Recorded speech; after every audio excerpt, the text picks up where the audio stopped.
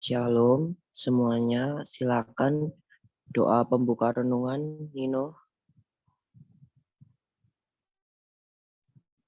Doa pembuka renungan Nino dan renungan.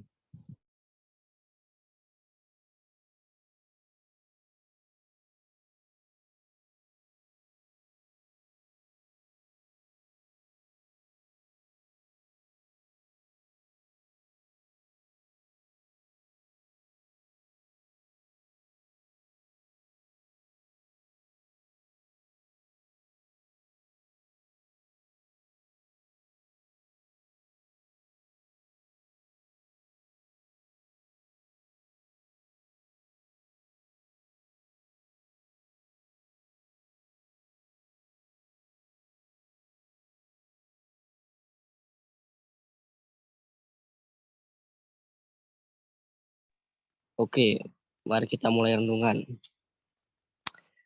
Renungan kali ini judulnya adalah Manusia Baru. Seorang anak muda mendapat warisan dari orang tuanya sebuah rumah besar yang berdiri di sebuah lahan yang luas. Berhubung rumah itu udah tua dan boros ongkos perawatannya, ia menjual rumah itu pada seseorang. Setelah keduanya sepakat dan urusan jual beli beres, ia pun mulai mengosongkan rumah itu. Saat itulah anak muda ini sadar betapa atap rumah ternyata udah bocor dan saluran air di kamar mandinya juga mampet. Karena anak muda ini bertanggung jawab, maka ia menyewa jasa seorang tukang untuk membereskan itu semua. Saat serah terima kunci dengan pembeli, ia pun menceritakan hal ini. Mendengar ceritanya, pembeli rumahnya malah ketawa dan berkata ngapain diperbaiki. Lalu ia bercerita kalau rumah itu akan dirobohkan total karena ia berencana membangun rumah kos seperti itu. Waktu kita memutuskan untuk menerima Yesus dan dibaptis, maka pada saat itulah kita berkomitmen jadi manusia baru. Artinya, kita meninggalkan segala kehidupan yang lama, yang buruk, dan mau hidup kita bangun sesuai karakter-karakter Kristus. Sayangnya ada sebagian orang yang kurang paham sama hal ini. Untuk bertobat, banyak orang berpikir itu bisa dilakukan dengan memperbaiki diri sendiri, bagian-bagian hidupnya yang rusak. Contoh sederhananya adalah kita berusaha berhenti bergosip dengan meninggalkan kawan-kawan yang suka menggosip. Nggak salah memang, tapi arti bertobat adalah menyerahkan seluruh bagian dari hidup kita, yaitu tubuh, jiwa, dan roh untuk Tuhan. Emang nggak salah kita berusaha membuang berbagai kebiasaan lama yang buruk atau merusak. Tapi kalau kita sendiri nggak sungguh-sungguh berserah total sama Tuhan, semuanya percuma. Memang Mungkin 2-3 bulan berhasil, tapi bulan berikutnya akan balik lagi. Tuhan ingin membangun hidup kita sama sekali baru. Dan itu semua dimulai dari pikiran kita yang mau menanggalkan manusia lama, yang menemui kebinasaannya oleh nafsu yang menyesatkan. Robohkan secara total manusia lama itu, sehingga kita bisa baharui di dalam roh dan pikiran, dan mengenakan manusia baru yang telah diciptakan menurut kehendak Allah di dalam kebenaran dan kekudusan yang sesungguhnya.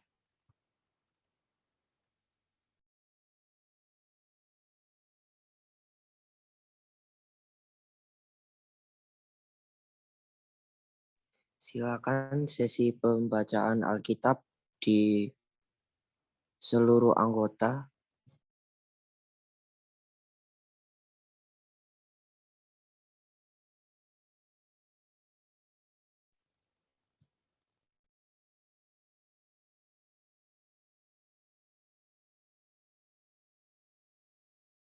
Silakan sesi baca Alkitab oleh seluruh anggota. Halo? Adapun ular ialah yang paling cerdik dari segala binatang di darat yang dijadikan oleh Tuhan Allah. Ular itu berkata kepada perempuan itu, "Tentulah Allah berfirman, semua pohon dalam taman ini jangan kamu makan buahnya, bukan?" Ayat kedua.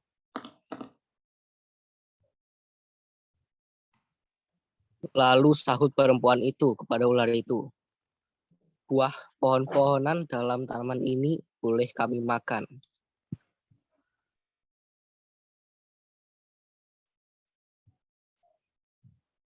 Tetapi tentang buah pohon yang ada di tengah-tengah taman, Allah berfirman, jangan kamu makan ataupun rabah buah itu, nanti kamu mati."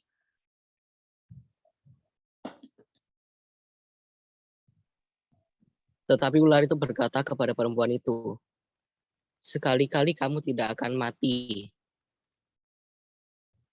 Tetapi ular itu berkata kepada perempuan itu, sekali-kali kamu tidak akan mati. Tetapi Allah mengetahui bahwa pada waktu kamu memakannya, matamu akan terbuka dan kamu akan menjadi seperti Allah, tahu tentang yang baik dan yang jahat. Perempuan itu melihat bahwa buah pohon itu baik untuk dimakan dan sedap kelihatannya. Lagi pula pohon itu menarik hati karena memberi pengertian. Lalu ia mengambil dari buahnya dan dimakannya. Dan diberikannya juga kepada suaminya yang bersama-sama dengan dia. Dan suaminya pun memakannya.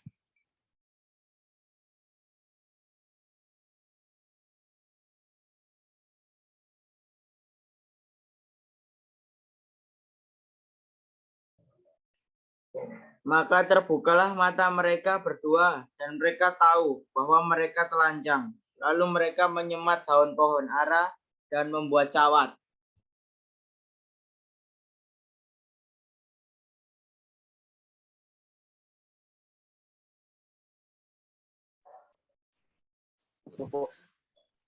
Ketika mereka mendengar bunyi langkah Tuhan Allah yang berjalan-jalan dalam taman itu pada waktu hari sejuk, bersembunyilah manusia dan istrinya itu terhadap Tuhan Allah di antara pohon-pohonan dalam taman. Tetapi Tuhan Allah memanggil manusia itu dan berfirmanlah kepadanya, di mana engkau?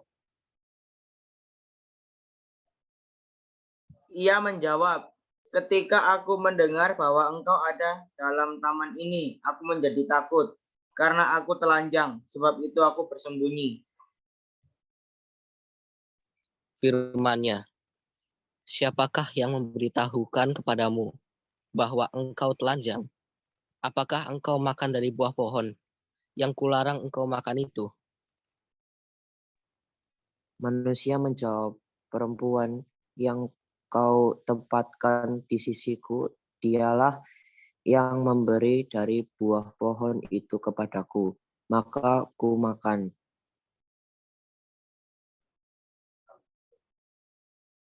Kemudian berfirmanlah Tuhan Allah kepada perempuan itu, apakah yang telah kau perbuat ini? Jawab perempuan itu, ular itu yang memperdayakan aku, maka aku makan. Lalu berfirmanlah Tuhan Allah kepada ular itu, karena engkau berbuat demikian, terkutuklah engkau di antara segala ternak dan di antara segala binatang hutan. Dengan perutmu lah engkau akan menjalar, dan debu tanah lah akan kau makan seumur hidupmu.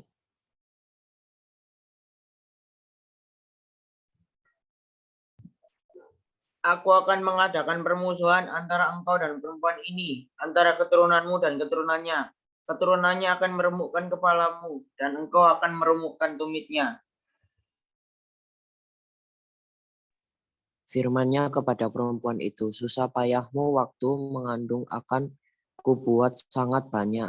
Dengan kesakitan engkau akan melahirkan anakmu, namun engkau akan berani kepada suamimu, dan ia akan berkuasa atasmu.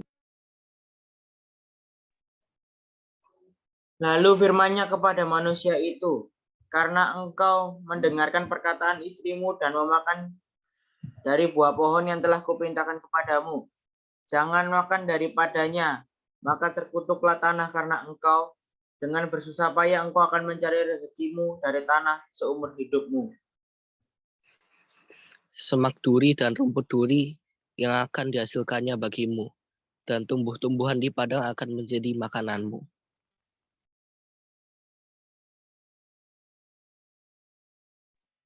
Dengan berpeluh engkau akan mencari makananmu, sampai engkau kembali lagi menjadi tanah, karena dari situlah engkau diambil, sebab engkau debu dan engkau akan kembali menjadi debu. Manusia itu memberi nama Hawa kepada istrinya, sebab dialah yang menjadi ibu semua yang hidup. Dan Tuhan Allah membuat pakaian dari kulit binatang untuk manusia dan untuk istrinya itu, lalu mengenakannya kepada mereka. Berfirmanlah Tuhan Allah, sesungguhnya manusia itu telah menjadi seperti salah satu dari kita, tahu tentang yang baik dan yang jahat. Maka sekarang jangan sampai ia mengulurkan tangannya dan mengambil pula dari buah pohon kehidupan itu dan memakannya, sehingga ia hidup untuk selama-lamanya. Lalu Tuhan Allah mengusir dia dari Taman Eden, supaya ia mengusahakan tanah dari mana ia ambil. Ia menghalau manusia itu, dan di sebelah timur Taman Eden ditempatkan nyalah beberapa kerub dengan pedang yang bernyala-nyala dan menyambar-nyambar untuk menjaga jalan ke pohon kehidupan. Oke, selanjutnya doa pembuka oleh saya. Marilah kita berdoa. Tuhan Yesus, kiranya Engkau berkati kami Tuhan yang akan mendengar firman-Mu Tuhan. Kiranya Engkau berkati kami Tuhan untuk mengerti firman-Mu lebih dalam Tuhan. Aku percaya Tuhan di dalam nama Yesus. Haleluya. Amin. Selanjutnya menyanyi.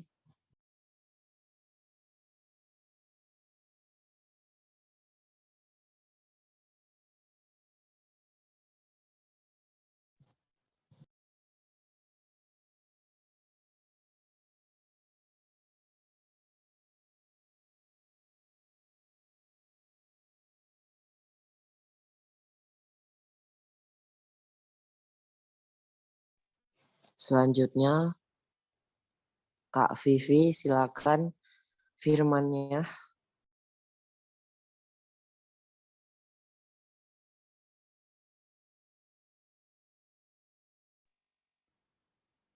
Silakan Kak Vivi firman-Nya. Shalom. Shalom. Shalom. Pada saat ini saya ingin sebelum menyampaikan firman, kita doa dulu.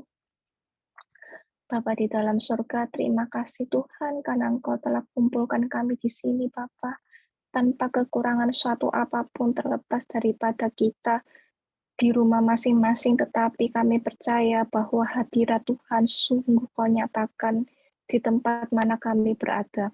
Sebentar lagi hamba-Mu ini akan menyampaikan firman-Mu, dan biarlah Kau mengurapi daripada hamba-Mu ini, Bapa, dan juga biarlah firman yang ditaburkan ini sungguh berasal daripada-Mu dan tidak akan terbuang dengan percuma. Hanya di dalam nama Tuhan Yesus Kristus. Amin.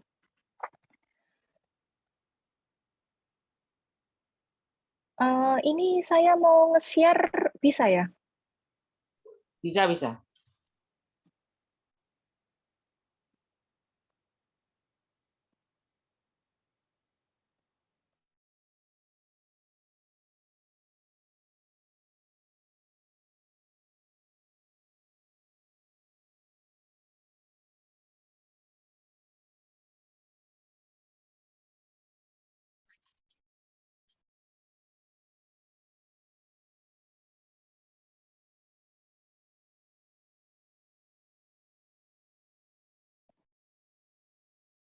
Ini pada hari ini, saya diberi oleh hikmat oleh Tuhan dengan mengambil judul Kasih Mula-Mula. Apa sih itu? Sebenarnya kasih mula-mula itu, seperti yang kita ketahui, kasih mula-mula itu ialah kasih yang murni, kasih yang tulus, yang berasal dari dalam hati, dengan ketulusan hati yang terdalam, yang memampukan seseorang untuk berani berkorban, melakukan apapun dengan secara spontan atau langsung. Contohnya, jika kita mempunyai pacar, kita memiliki ketulusan hati untuk rela berkorban demi pacar kita. Kita nggak ingin menyakiti dia. Dan juga kita akan berkorban untuk mengorbankan waktu yang terbaik kepada orang yang kita kasihi. Dan juga meluangkan waktu untuk kebersamaan. Pada dasarnya kebersamaan ini mendatangkan rasa-rasa kenyamanan, ketertarikan antara satu dengan yang lainnya.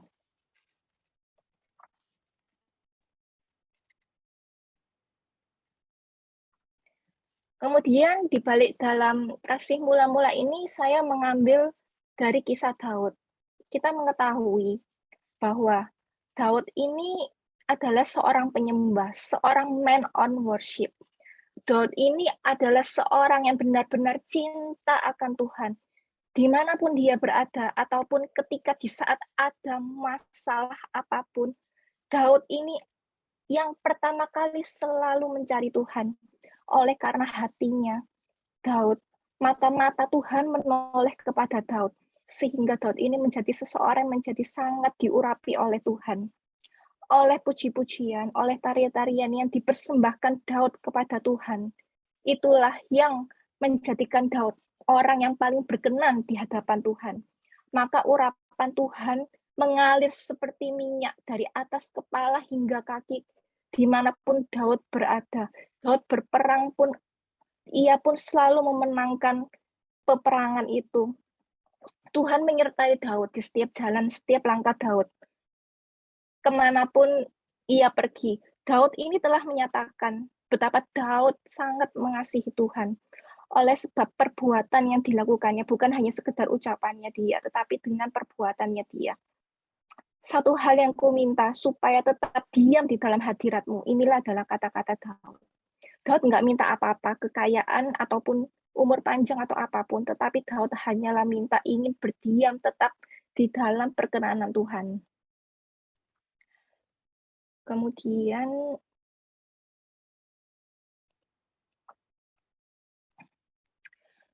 mari kita lihat dalam ayat Wahyu pasal 2 ayat 4. Namun demikian, aku mencela engkau, karena engkau telah meninggalkan kasih-Mu yang semula. Ayat ini Tuhan menginginkan kita tetap memiliki kasih mula-mula. Untuk senantiasa, setiap hari, setiap waktu, bahkan satu hari pun ada 24 jam. Berapa lama sih waktu yang kita sediakan untuk Tuhan? Bisakah kita mengambil waktu di sela-sela kesibukan kita, teringat kepada Tuhan, mengkoneksikan pikiran kita kepada Tuhan? Coba untuk bisa mengkoreksi diri. Jika kita bisa mengasihi orang tua, teman, saudara, bahkan pacar sekalipun, ataupun pasangan suami istri, namun satu hal, Tuhan ingin mengingatkan kita agar kita menempatkan Tuhan yang paling teratas dengan mengasihinya pada posisi yang teratas.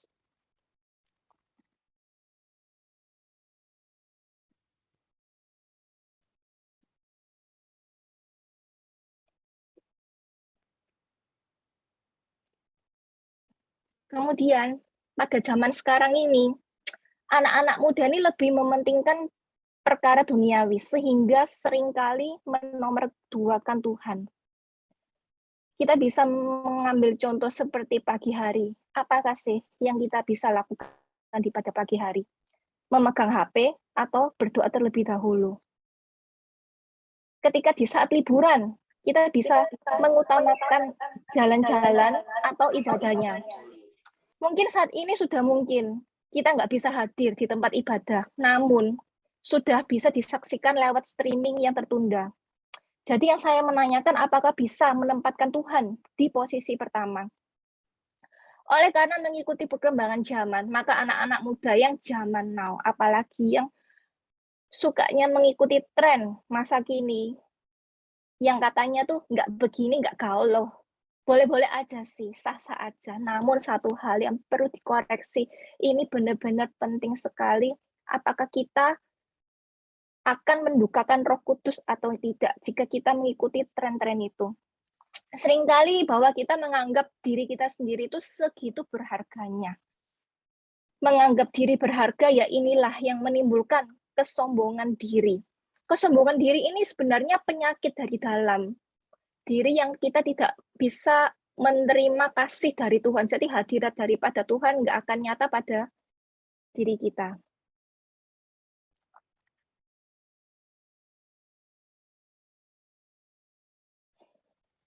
Matius 22 ayat 37. Jawab Yesus kepadanya, kasihilah Tuhan Allahmu dengan segenap hatimu, dan dengan segenap jiwamu, dan dengan segenap akal budimu. Mengasihi Tuhan tidak hanya dengan ucapan. Apa sih yang kita lakukan? Apa sih yang kita bisa kerjakan? Karena Tuhan ini melihat sampai dengan kedalaman hatimu, bukan dengan ucapan semata saja. Karena ucapan ini kita bisa lakukan secara langsung dengan orang tua, dengan siapapun, bahkan mereka pun tidak bisa mengetahui isi hati kita seperti apa. Kita pun bisa memakai topeng terhadap mereka, tetapi dengan Tuhan itu nggak akan bisa kita bohongi sama sekali. Seberapa kita bisa mengasihi Tuhan secara luar biasa, padahal Tuhan ingin memakaimu dengan cara yang Tuhan mau pakai.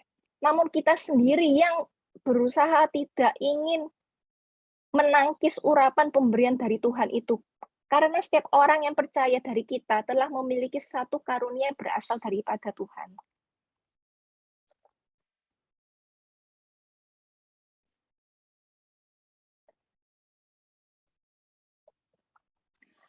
Kehilangan kasih semula.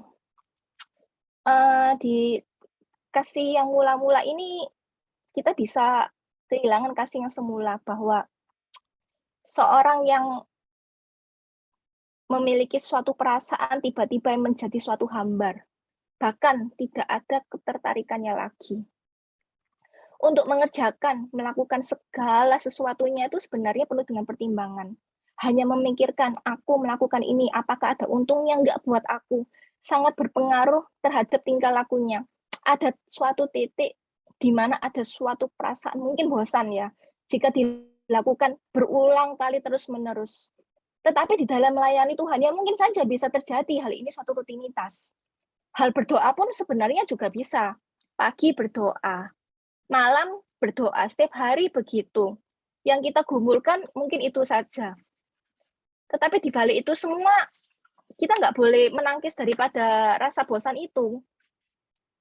Karena jika kita berdasarkan rutinitas, itu pasti akan sangat-sangat membosankan, sehingga akan memudarkan kasih kita yang mula-mula kepada Tuhan. Dan kuasa Tuhan nggak akan bisa turun semerta-merta dengan begitu aja, melainkan harus dipupuk hari demi hari dengan cara kita bersekutu dengan Tuhan, menyembah dengan Tuhan, dan biarlah segala sesuatunya apa yang Tuhan inginkan di dalam hidup kita ini, Tuhan akan wujudkan melalui proses-proses hidup kita itu.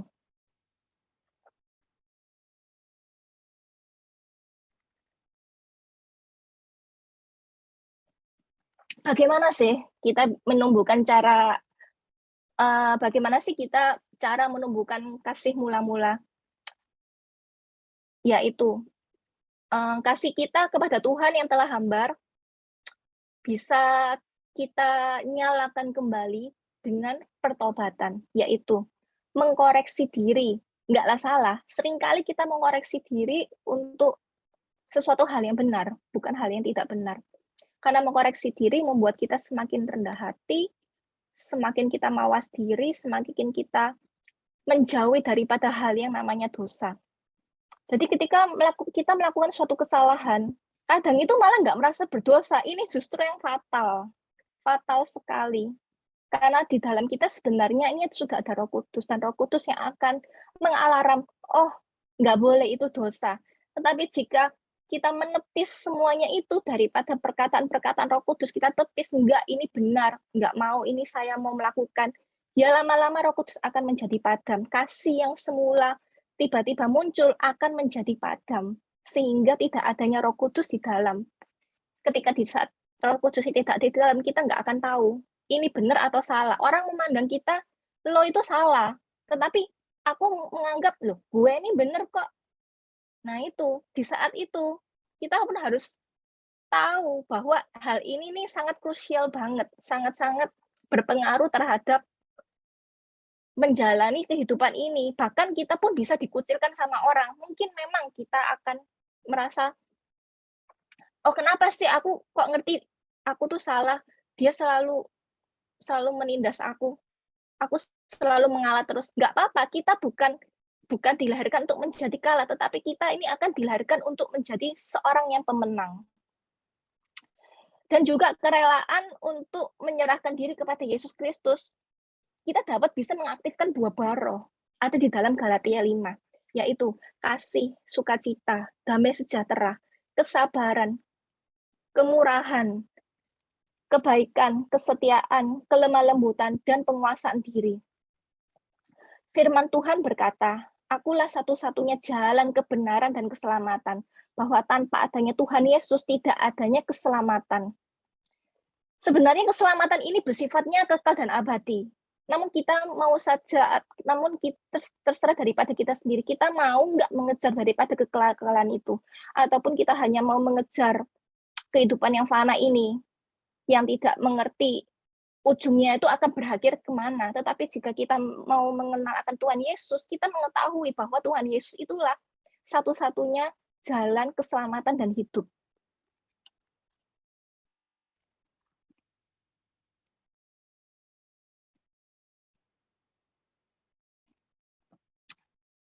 Nah, di sini saya ingin menjelaskan bahwa bagaimana sih kita mempertahankan kasih mula-mula.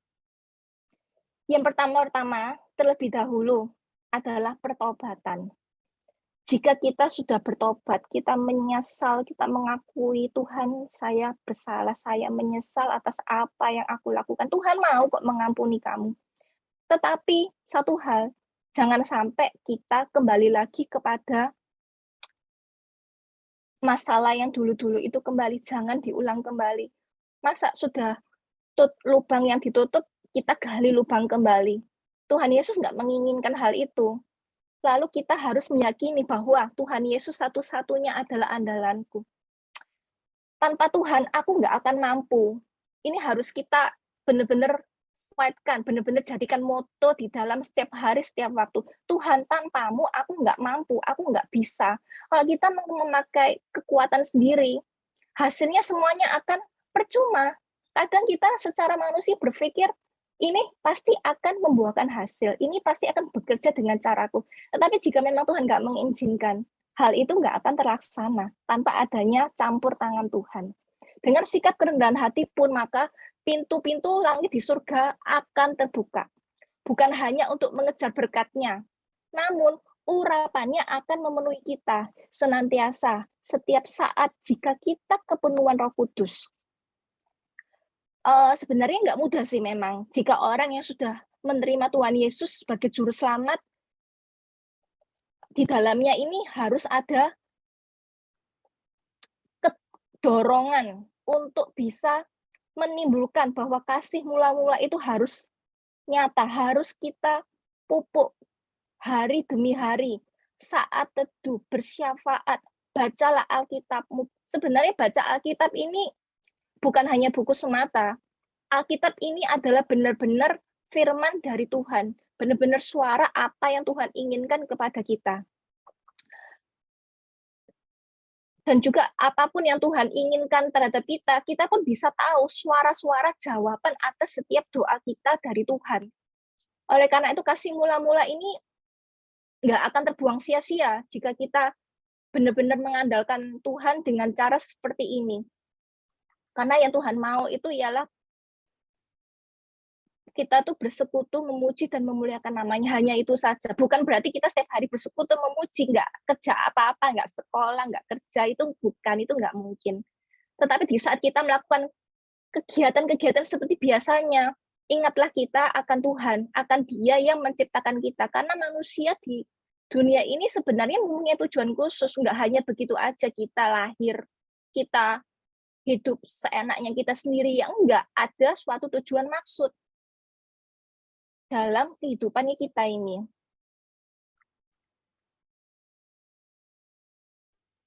Lalu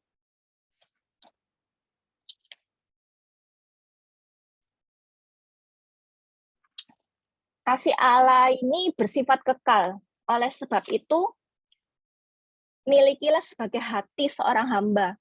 Ketika yang mau diajar, ketika mau yang dididik oleh Tuhan, untuk mendorong diri sendiri, untuk mau bersekutu, dan kita harus menyerahkan diri seutuhnya kepada Tuhan. Karena Allah itu besar, Ia yang maha kuasa. Orang yang memiliki kasih mula-mula itu sebenarnya merasa percobaan yang ada itu begitu mudah, begitu gampang terlewati. Karena seringkali dalam hidup ini nggak mungkin berjalan mulus, pastinya akan ada disakiti, secara nggak langsung sih, tapi kita pun ya tahu bahwa orang itu menyakiti kita, tapi setidaknya jika kita mempunyai kasih kasih Allah di dalam diri kita, maka hal itu sungguh sangatlah mudah jika kita akan menjalaninya. Kasih mula-mula ini adalah jalan untuk mengoneksikan diri kepada Allah. Maukah kita menyerahkan diri kepada Tuhan? Kita bisakah mengasihi Dia untuk lebih daripada apapun yang di dunia ini? Karena dunia ini sementara sifatnya. Dan kita harus bisa tetap terus mengandalkan Tuhan di setiap apapun. Dengan cara kasih mula-mula ini harus kita tanamkan setiap hari, setiap waktu, setiap menit. Luangkanlah 24 jam, 10% berapa? 2 jam. Bisakah 2 jam? Kalau nggak bisa, bisakah 1 jam? Kita ingat kepada Tuhan. Oh, doa 5 menit aja mungkin terasa malas. Doa 10, apalagi 10 menit, 5 menit malas, 10 apalagi 10. Padahal hidup kita ini adalah Tuhan yang berikan kepada kita. Nggak boleh seperti itu, oleh karena itu kita harus bisa tetap menjaga diri kita, tetap mengkoneksikan diri kita kepada Tuhan. Terima kasih untuk firman Tuhannya, semoga menjadi berkat buat kita semua.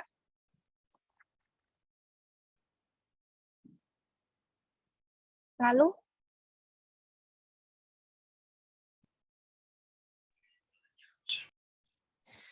baik, Cici silahkan, Vincent.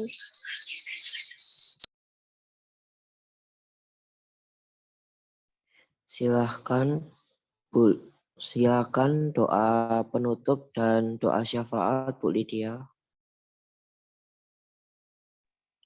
Oke. Baik, mari kita berdoa teman-teman, kita mengucap syukur untuk firman-Nya hari ini. Hari ini kita belajar diingatkan untuk senantiasa mengingat ya, mempunyai kasih mula-mula ya, karena apapun yang kita lakukan kalau kita tidak melakukannya dengan kasih itu maka kita akan cepat bosen ya teman-teman. Kecuali kalau ada kasih itu suatu energi yang besar, suatu energi yang mampu mendorong kita melakukan apapun juga tanpa memperdulikan reaksi dari orang-orang sekitar kita ya. Kalau kita tanpa kasih, kalau orang yang kita baikin gitu berbuat jahat ya sama kita ya akhirnya kita bosan. Tapi kalau kita melakukan segala sesuatu dengan kasih, apapun reaksinya orang, kita baik dia baik ataupun jahat, kita tetap melakukan yang baik ya teman-teman. Baik, terima kasih Vivi untuk pelayanannya untuk hari ini. Saya mewakili semuanya mengucapkan terima kasih dan mari kita berdoa. Bapa di surga, kami mengucap syukur untuk hari ini Tuhan, dan kami serahkan semuanya ke dalam tangan-Mu, aktivitas kami masing-masing pada hari ini Tuhan. Kiranya Tuhan senantiasa menyertai anak-anak-Mu, juga menyertai Vivi yang sudah melayani kami. Tuhan boleh tambah-tambahkan pelayanannya di kemudian hari. Dan Tuhan, kami juga berdoa untuk setiap keluarga dari anak-anak-Mu ini Tuhan. Tuhan senantiasa memberikan berkat-berkat-Mu baik jasmani maupun rohani di dalam kehidupan keluarga mereka masing-masing. Dan Tuhan, kami juga berdoa untuk bangsa dan negara kami, untuk kota kami, untuk segenap anggota TNI, untuk segenap anggota DPRD Tuhan, pejabat-pejabat mulai dari yang tingkat kota sampai daerah Tuhan, sampai di desa, biarlah semuanya Tuhan ada di dalam lindungan tangan kasih-Mu. Engkau memberikan mereka hikmat, Engkau memberikan mereka hati yang takut akan Engkau Tuhan, supaya mereka benar-benar menjalankan jabatan mereka Tuhan dengan penuh tanggung jawab Tuhan. Mereka memberikan yang terbaik bagi bangsa ini Tuhan, bagi rakyat Indonesia ini Tuhan. Terima kasih Bapa, kami mohon ampun jika Tuhan banyak dosa-dosa yang sudah diperbuat oleh bangsa ini Tuhan. Kami berdoa kiranya Roh Kudus melawati bangsa ini Tuhan. Roh Kudus boleh menobatkan, menginsafkan Tuhan orang-orang yang masih tinggal di dalam kegelapan Tuhan, untuk menerima terang dari Yesus Kristus Tuhan, dan bangsa ini boleh memuliakan nama-Mu Tuhan. Itulah kerinduan kami Tuhan. Terima kasih Bapak. Terima kasih, kami juga berdoa Tuhan untuk kegiatan ibadah kami selanjutnya, ibadah youth. Tuhan memberkati, dan Tuhan boleh memberikan semangat bagi anak-anak ini Tuhan untuk tetap terus beribadah, rajin mencari kebenaran firman-Mu sampai mereka menjadi anak-anak yang takut akan Engkau Tuhan, anak-anak yang menjadi terang dan garam dimanapun mereka berada Tuhan. Dan masa depan mereka Tuhan Engkau berkati Tuhan. Tidak ada satupun yang dari pribadi-pribadi mereka boleh tertinggal Tuhan, tetapi mereka boleh diberkati. Terima kasih Bapak, kami juga berdoa untuk ibadah umum raya keesokan harinya Tuhan. Biarlah kami boleh menerima berkat lewat ibadah-ibadah yang kami lakukan ini Tuhan. Terima kasih Bapa, kami serahkan semuanya hanya di dalam nama Tuhan Yesus Kristus. Kami mengucap syukur, haleluya, amin. Terima kasih.